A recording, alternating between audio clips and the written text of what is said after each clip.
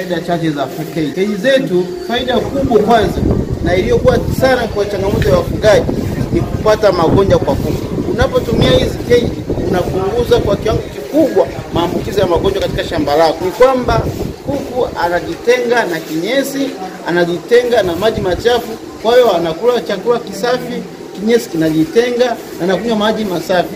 Hiyo ni sehemu mojawapo ya transmission ya magonjwa. Kwa hiyo ukitumia hizi keji unapunguza sana maambukizi ya magonjwa. Faida ya pili, wafanyakazi unawapunguza.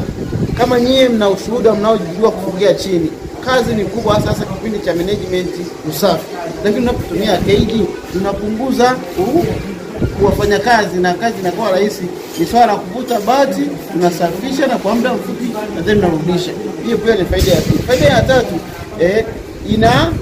kuku wanakuwa bora, wanakuwa salama.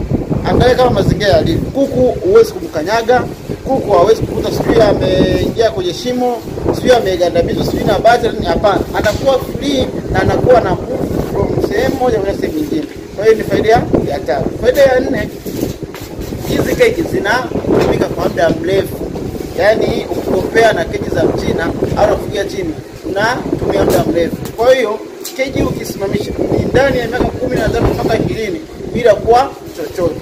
Na faida kubwa na ya mwisho, hii keji tunapatikana sehemu kote. Yaani kote tunapofanya keji hii inaweza kusimama. Na mwisho kabisa, keji hii inafuga kuku aina 3, kuku wa nyama, totara na broiler. Wote unaweza kuwafugia kwenye keji hii na bila wasiwasi yoyote.